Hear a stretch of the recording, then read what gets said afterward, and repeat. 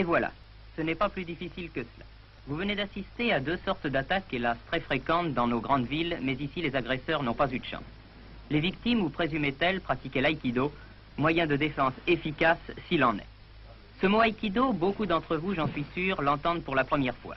L'aïkido n'est pas un sport, c'est un art martial d'origine japonaise, aï signifiant littéralement unir, mettre ensemble avec harmonie, ki voulant dire esprit, do signifiant route. Ici, la force physique n'a qu'une importance secondaire, l'aïkido étant la voie d'accorder son esprit avec celui des autres et par extension à l'univers. Monsieur Clément, représentant l'aïkido à la Fédération française de judo et des disciplines assimilées, nous explique maintenant si l'aïkido s'est facilement implanté en France. Non.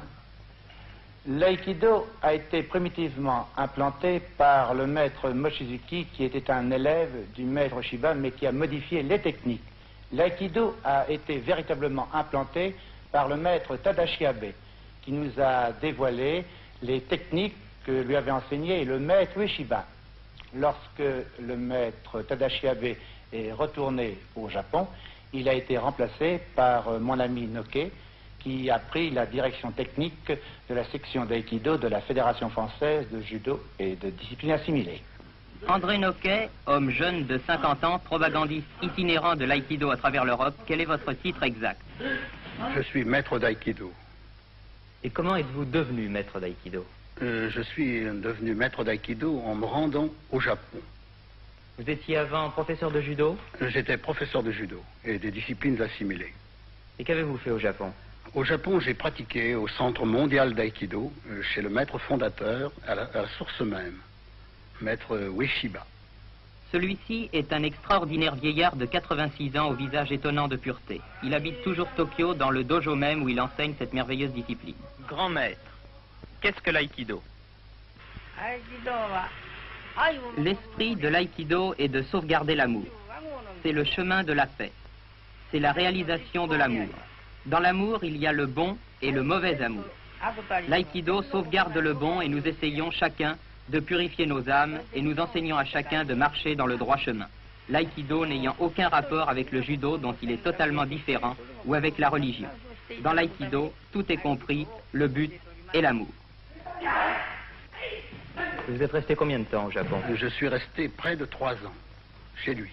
À apprendre ce qu'était l'aïkido? Oui, apprendre ce qu'était l'aïkido, et sous sa direction personnelle. Lorsque vous êtes arrivé à Tokyo chez le maître, vous ignoriez totalement l'aïkido? Ah non, j'ai commencé en France avec maître Tadashi Abe, qui était envoyé spécial de maître Ueshiba en Europe pour développer cette discipline.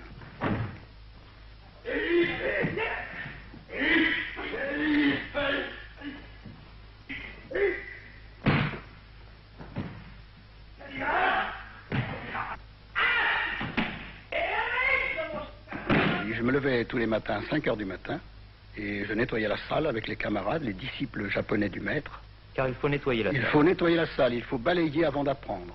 C'est très drôle parce qu'en France, si on donne des leçons puis qu'on dit aux élèves de balayer la salle, je ne pense pas que ça serait possible.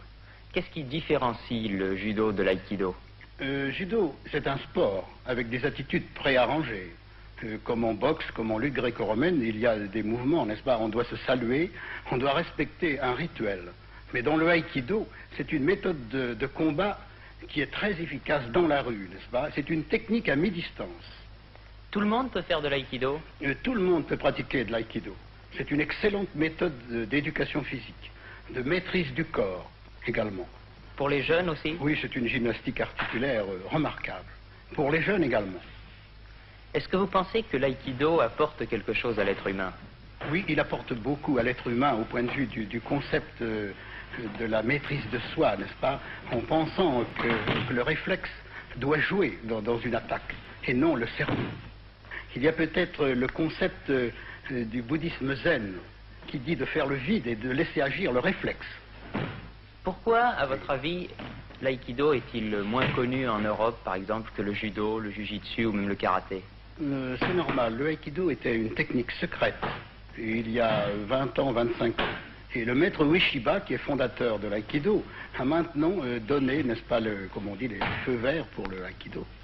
Pourquoi l'aïkido était une technique secrète? Une technique secrète qui était réservée aux personnages de haut rang au Japon, à la police impériale.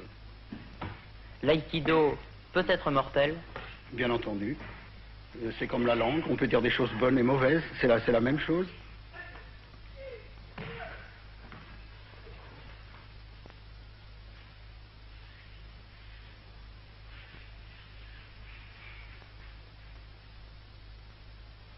Plus de 200 000 Japonais pratiquent aujourd'hui l'aïkido. Il y a 30 000 licenciés aux États-Unis où cet art martial prend de plus en plus d'ampleur, tout comme en Europe où il y a maintenant près de 18 000 pratiquants. En France, ceux-ci sont nombreux, 4 000 environ, et il est amusant de constater que le recrutement s'effectue dans toutes les classes de la société. Écoutez tout d'abord un chauffeur de taxi, puis une jeune femme qui vous explique depuis quand et pourquoi il pratique l'aïkido. Depuis quand pratiquez-vous l'aïkido? Depuis 2 ans. Pourquoi pratiquez-vous l'aïkido? Mais vous savez, dans notre métier, on est toujours dans l'encombrement pendant une dizaine d'heures au volant.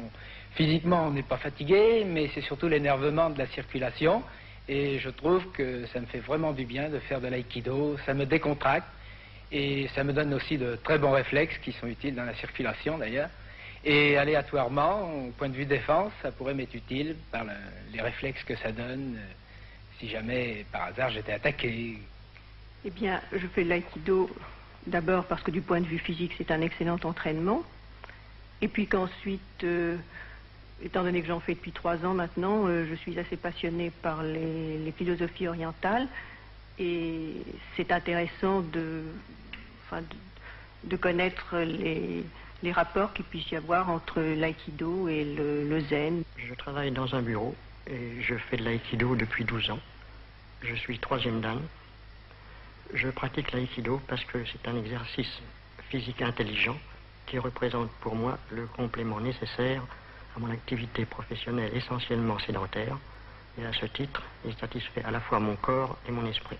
Il y a 1 an que j'en fais et ça m'est pratique parce que ça ne demande pas de force. Je suis photographe, j'habite la banlieue et ma profession m'oblige à rentrer parfois à des heures assez tardives et je risque d'être attaqué. Et l'aïkido est un moyen fort efficace de me défendre si besoin.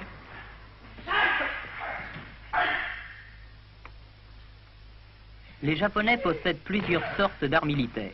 Les uns emploient les armes comme le kendo, l'escrime japonaise, ou le kyudo, tir à l'arc.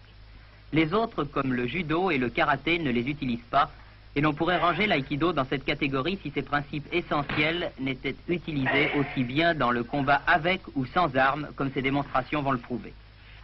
Dans sa jeunesse, Maître Ueshiba, le fondateur de l'aïkido, a étudié tous les arts martiaux et pendant toute sa vie, il n'a jamais cessé la dure pratique quotidienne des multiples techniques, ce qui lui a permis finalement de créer l'aïkido, synthèse des différentes applications connues de self-defense en Asie et fruit d'une inlassable observation.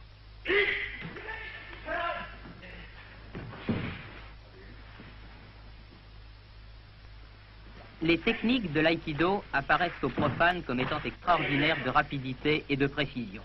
Mais les nombreuses applications de ce système ne deviennent efficaces qu'après un entraînement sérieux de plusieurs années. Les débutants doivent apprendre tout d'abord à se déplacer autour de leurs adversaires suivant des angles de 180 à 360 degrés sans perdre pour autant leur équilibre. Sur le plan physique, les mouvements de l'aïkido peuvent être comparés au balancement d'un pendule et l'adversaire qui s'élance pour attaquer se trouvera dirigé de lui-même dans un mouvement circulaire jusqu'à ce qu'il perde la maîtrise de ses gestes agressifs, lui enlevant toute possibilité de se servir de ses muscles fléchisseurs ou extenseurs, seul moyen d'action de l'être humain. L'aïkido, par ailleurs, possède des principes fondamentaux qui consistent non à forcer les articulations dans le sens de fracture ou de luxation, mais à les fléchir suivant leur flexibilité naturelle jusqu'à la limite, de manière à leur donner en un point précis la sensation de douleur, ce qui contraint le corps à perdre son équilibre. L'art de tomber est différent de celui du judo, et le pratiquant d'aïkido se relève immédiatement après avoir été projeté en roulant d'une manière gracieuse, soit sur la main, soit sur le coude, soit encore sur l'épaule. Cela permet à chaque instant de se libérer aussitôt d'une prise douloureuse suivant son désir, d'éviter une blessure par le contact du sol sur un point vital, de reprendre son équilibre menacé et finalement de se dégager d'un ou de plusieurs adversaires pour les rencontrer à nouveau.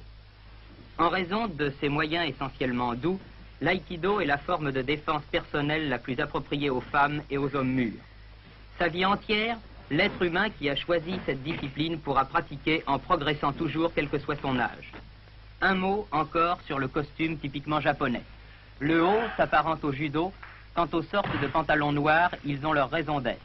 Ils ont pour but, outre de vêtir le pratiquant, de masquer à l'adversaire le travail des jambes, extrêmement important dans l'aïkido. Enfin, pour conclure ces démonstrations effectuées par André Noquet et son assistant Jean-Daniel Couépé, ces démonstrations qui ont parlé d'elles-mêmes, je pense, quant à leur efficacité, et quel que soit le nombre des agresseurs, nous rendrons la parole à Maître Ueshiba, le fondateur de cet art martial où l'esprit a toujours le dessus sur la force brutale et bestiale. Maître Ueshiba dit « J'ai créé l'aïkido pour que tous les corps, tous les esprits soient sains. Je l'ai fait pour que tout le monde ne forme qu'un et je m'en réjouis. Puisse-t-il être entendu dans notre monde tourmenté. »